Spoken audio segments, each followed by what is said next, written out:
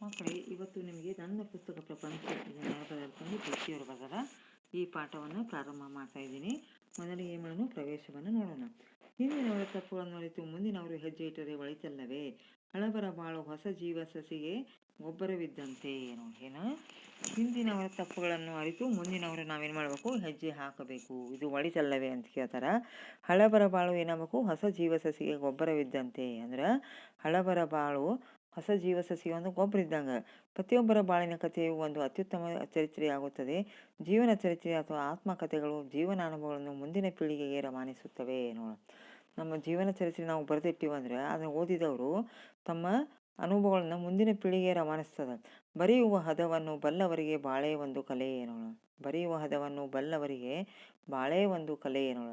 ಯಾರು ಬರೀತಾರಲ್ಲ ಅವ್ರಿಗೆ ಬಾಳೆ ಒಂದು ಕಲೆ. ಅದು ಮೂಲತಃ ಆ ಬಾಳಿನಲ್ಲಿ ಏನೇನು ಅನುಭವ ಆಗ್ತದೆ ಎಲ್ಲವನ್ನು ಬರೆದಿರ್ತಾರೆ. ಅದನ್ನು ಬರಹದಲ್ಲಿ ಮೂಡಿಸುವುದು ಕುಸುರಿಯ ಕೆಲಸದಂತೆ ಸೂಕ್ಷ್ಮವಾದದ್ದು. ಅದನ್ನು ಬರಹದಲ್ಲಿ ಮೂಡಿಸುವುದು ಒಂದು ಕುಸುರಿಯ ಕೆಲಸದಂತೆ ಸೂಕ್ಷ್ಮವಾದದ್ದು.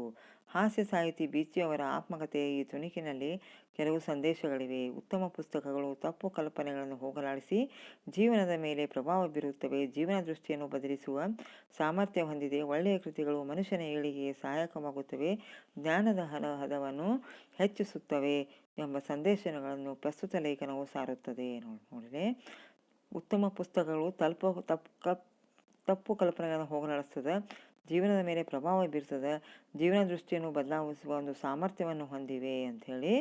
ಆಮೇಲೆ ಒಳ್ಳೆಯ ಕೃತಿಗಳು ಮನುಷ್ಯನ ಏಳಿಗೆಗೆ ಸಹಾಯವಾಗ್ತದೆ, ಜ್ಞಾನದ ಹರವನ್ನು ಹೆಚ್ಚಿಸುತ್ತದೆ ಎಂಬ ಸಂದೇಶಗಳನ್ನು ಈ ಒಂದು ಲೇಖನವು ಸಾರುತ್ತದೆ.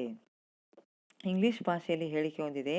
Tell me who your friends are, I will tell what you are. ನಿನ್ನ ಮಿತ್ರರಾರು ಎಂಬುದನ್ನು ನನಗೆ ಹೇಳು, ನೀನೇನು ಎಂಬುದನ್ನು ಹೇಳುತ್ತೇನೆ. ಇದನ್ನು ಕೊಂಚ ಮಾರ್ಪಡಿಸಿ, tell me the books you read, I will tell you what your head is. ನೋಡು ಏನು ಎಷ್ಟು ಚಂದ ಕೊಟ್ಟಾರ ನೋಡ್ರಿ. Tell me the books you read, ನೀ ಯಾವ್ಯಾವ ಬುಕ್ ಓದಿ ಹೇಳು. I will tell you what your head is, ನಾನು ನಿನಗೆ ಹೇಳ್ತೀನಿ ನಿನ್ನ ತಲೆ ಏನನ್ನೋದು ಹೇಳ್ತೀನಿ ಅಂಥೇಳಿ ಹೇಳ್ತದೆ. ನೀನಾವ ಪುಸ್ತಕವನ್ನು ಓದಿತಿ ಎಂಬುದನ್ನು ಹೇಳು, ನಿನ್ನ ತಲೆ ಏನೆಂಬುದನ್ನು ಹೇಳುತ್ತೇನೆ ಎಂಬ ಇನ್ನೊಂದು ಹೇಳಿಕೆಯನ್ನು ಸೃಷ್ಟಿ ಮಾಡಬಹುದು.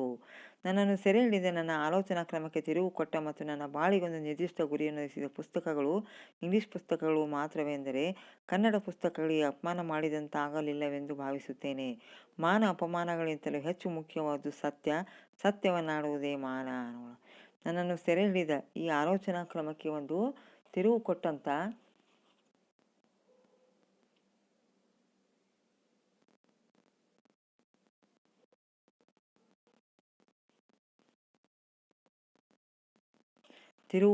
ಏನಿದು ಪುಸ್ತಕಗಳು ಇಂಗ್ಲಿಷ್ ಪುಸ್ತಕಗಳು ಮಾತ್ರ. ಅಂದ್ರೆ ಕನ್ನಡ ಪುಸ್ತಕ ಅಪಮಾನ ಮಾಡಲಿಲ್ಲ ಅಂತ ಭಾವಿಸ್ತೀನಿ ಅಂತ ಹೇಳ್ತಾರೆ. ಮಾನ ಅಪಮಾನಗಳಿಗಿಂತಲೂ ಹೆಚ್ಚು ಮುಖ್ಯವಾದ್ದೇನು ಸತ್ಯ, ಸತ್ಯವನ್ನಾಡುವುದೇ ಮಾನ. ನನ್ನ ಆತ್ಮಚರಿತ್ರೆಯಲ್ಲಿ ಈ ಪ್ರಕರಣವನ್ನು ಬರೆಯಲೇಬೇಕು. ನನ್ನ ಪ್ರಪಂಚದ ಬಹುದೊಡ್ಡ ಮತ್ತು ಅತಿ ಮುಖ್ಯವಾದ ಭಾಗವೇ ಪುಸ್ತಕ ಪ್ರಪಂಚ. ಈ ಪ್ರಕರಣವನ್ನು ಬರೀಬೇಕು. ಈ ಬಯೋಗ್ರಫಿ ಅಂದ್ರೆ ಆತ್ಮಚರಿತ್ರೆ. ಏನು ದೊಡ್ಡದು ಅತಿ ಮುಖ್ಯವಾದ ಭಾಗ ಯಾವುದು? ಪುಸ್ತಕ ಪ್ರಪಂಚ. ಪುಸ್ತಕ ಪ್ರಪಂಚವಿಲ್ಲದೆ ನನ್ನ ಪ್ರಪಂಚ ಬರಡು ಸಹರಾ ಮರುಭೂಮಿ. ಪುಸ್ತಕ ಪ್ರಪಂಚವಿಲ್ಲದೆ ನನ್ನ ಪ್ರಪಂಚ ಬರಡು ಭೂಮಿ ಇದ್ದಂಗೆ. ಅಂದ್ರೆ ಸಹರಾ ಮರುಭೂಮಿಯೊಳಗೆ ಏನು ಬೆಳೆಯಂಗಿಲ್ಲ. ನನ್ನ ಜೀವಾಳವೇ ಪುಸ್ತಕ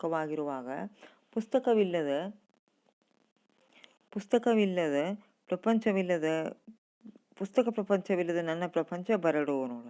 ನೋಡು ಅತಿ ಮುಖ್ಯವಾದ ಭಾಗ ಯಾವುದು? ಪುಸ್ತಕ. ಇವ್ರು ಯಾರ್ದು? ಲೇಖಕರದು.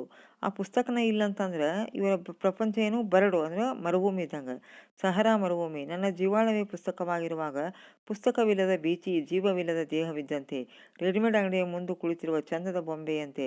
ಹೈಸ್ಕೂಲ್ನಲ್ಲಿದ್ದಾಗ ಓದುವುದೆಂದರೆ ಕೇವಲ ಪಠ್ಯ ಪುಸ್ತಕವೊಂದನ್ನೇ. ಈಗಿನ ವಿದ್ಯಾರ್ಥಿಗಳು ಪುಣ್ಯವಂತರು. ನರ್ಸರಿ ಕ್ಲಾಸ್ನಲ್ಲಿ ಪುಸ್ತಕಕ್ಕೆ ನೋಟ್ಸ್ಗಳಾಗಿವೆ, ಆ ನೋಟ್ಸ್ಗಳಿಗೆ ಡೈಜೆಸ್ಟ್ ಇವೆ. ಆದರೆ ನಮಗೆ ಪಠ್ಯ ಪುಸ್ತಕಗಳು ಮಾತ್ರವೇ ಗತಿ.